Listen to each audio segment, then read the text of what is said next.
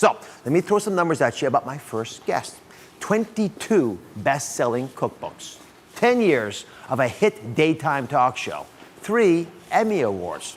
And that all adds up to one very special woman, Rachael Ray. That's right, because she's here today with her easy sauces that will change your dinner tonight. And then we are debunking flu myths to get you feeling better and faster at that. And the sore throat you guys are always complaining about, we've got solutions that only hospital insiders know about. But I want to get started with the show. Let's welcome my good friend, Rachael Ray.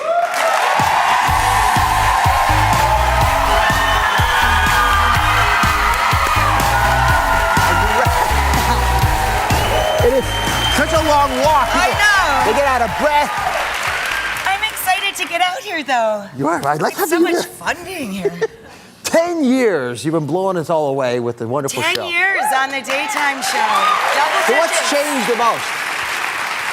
You know, over the 10 years, hopefully I got a little bit better at chatting with people and interviewing people. But you know what I love most about our show has been the same since day one. It's a lot like this show. It tries to be helpful in a lot of ways, and it's not always just celebrity oriented. I love that people see as much of themselves on our show as they see of the celebrities. It's a lot of love on your show. Thank you. In fact, you... It's because we have a lot of food on our show, and food is love. So. Well, you show your love in many ways. The new book's out.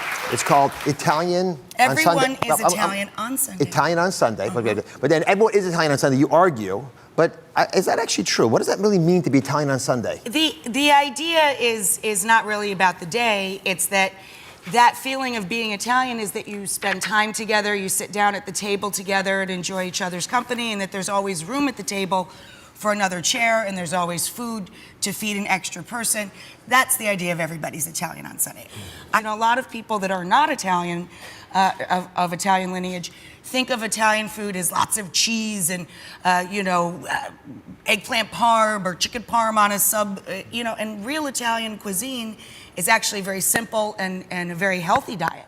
Mediterranean food is olive oil, dark leafy greens, lots of seafood, lean proteins, braised meats, kale and vegetables. And all those the real things. food is healthy in almost every culture, but Italian culture is very specifically healthy because it's so rich in its sauces. And if you don't mind, you're so good at this. I'd love you to walk us through some of your sauces, but here's the thing. Sure. You're going to use some superfoods in these, so come on Sure. over. And every Italian sauce is different. People take pride in it. They guard their secrets. I think that probably the most basic sauce for everybody is just marinara. It drives me nuts when you go to a grocery store and you see people buying these really expensive bottles of, whoever's marinara sauce. Marinara sauce is as cheap as a can of tomatoes. It's just a little bit of garlic, olive oil. You can throw in some fresh herbs or dried. I like fresh thyme. I like a little bit of fennel seed. My family always put fennel seed in our marinara. My mother's Sicilian, so I always put a little heat in, a little chili flake, and a little bit of salt. You don't need a ton of salt. And the tomatoes. That's it. And you let this cook down. Now, this costs as much as a can of tomatoes. You probably have the rest of the stuff in your pantry. Yep. And some of those jarred sauces, if they're gourmet, honestly, they cost $10 for this little tiny quarter sauce. It's insane to me. It takes 5 minutes to make this. You just melt the garlic in the oil. And when you cook your own sauces, you control the salt, the fat, and the quality of ingredients. Jarred sauces, if you really read them, lots of times they have added sugars in them and tons and tons of salt.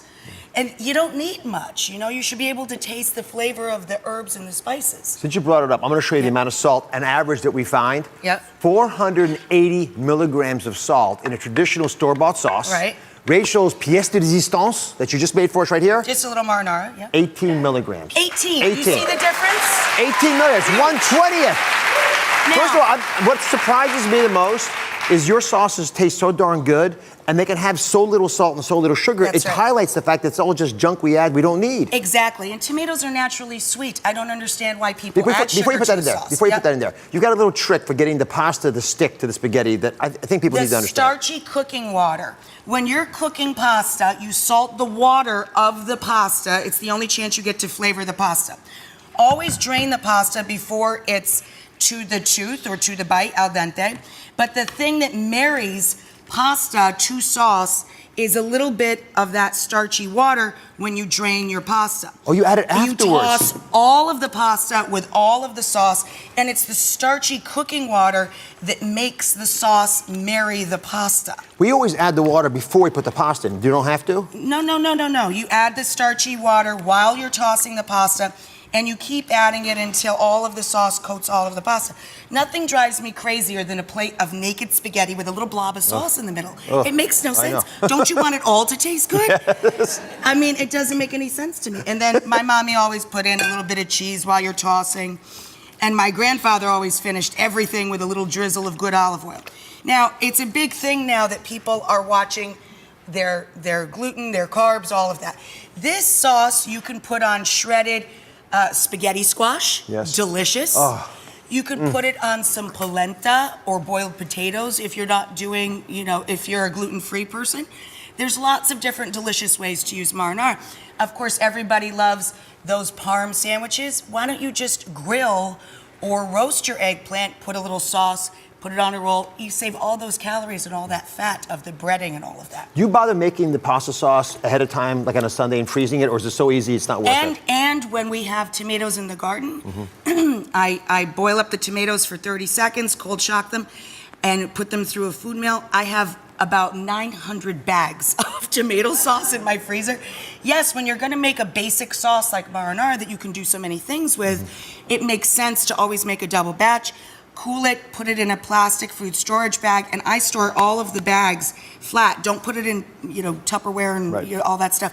It clutters up the freezer. All of my soups, stews, sauces, I just stack them up. The bags nice and thin. You put them in a big gallon bag, and man, you're set for the winter. That's how you organize things for a decade. Yeah, all right, exactly. So this next little bit is it's an interesting kind of pesto. It's a kale pesto, which are you showing off here, really? I love kale. It's something I grew up with, and I love that it's become a trendy food. I love that when you go to the gym, you see the kale chips and all that, and in the produce department, there's lots of different types of kale. I grew up eating kale, and I love that it's really become a thing now, a trend. This is the healthiest pesto on the planet Earth. Instead of basil, pine nuts, and cheese, we use our superfood kale. When you're going to deal with kale, you stem it like this. You curl your fingers up like a little kitty cat. You pile a whole bunch of black or flat Tuscan kale into your food processor. I add a ton of lemon juice. She makes that look easy, but is that really easy or not? It is. You just, well, it's easy for me. Where'd you start? You started again. You ripped the beginning a little bit like that. Oh, there you are. There you go. You got it. Now you got it. The small things I get applause for. And then so I can use a little less oil, and I'm adding some brightness and acidity. I put in lots of lemon juice, little bit of salt and pepper, over the shoulder for luck. Now, with the nuts, pine nuts are pricey. You can use walnuts, hazelnuts, toasted almonds, but whatever the nut of choice is for this, like my mom loves hazelnuts in this, toast them, and extra nuts you should always keep in the freezer. Nuts have oil, oil spoils. If you keep things in the freezer like nuts that have a lot of oil in them, they'll never turn on you. They'll never go rancid. A little bit of nutmeg with any dark leafy green, a little bit of Parmigiano. Why do you need nutmeg? It cuts the bitterness? Anything, no, it just complements it. Anything that has dairy in it, like milk or ricotta cheese. Are you ready? You traditionally put a little bit, yeah, go ahead. I'm trying to get this piece out so we can stream in. And then you just add just enough of the good extra virgin olive oil. Oh my goodness, it smells so good. Until it comes together. And now, if you really want to make this a double superfood dinner, I put it with farro spaghetti, which is what we have here. You toss it with the farro spaghetti in the starchy cooking water. If you use whole wheat or whole grain or farro spaghetti for your family every once in a while with something earthy like this, right?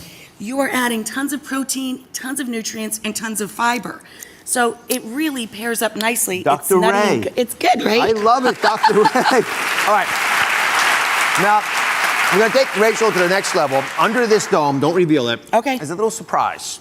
It's the hot new It food. And when we come back, we're going to ask you to play a little game with us. Okay. See if you can feel it. Okay. So you can identify what it is. And we'll Okay. compare it to a human body part. Are you up? I'm scared. We'll find out. Be right back. Thank you for watching. Don't forget to subscribe and turn on notifications so you never miss out on new videos to live the good life.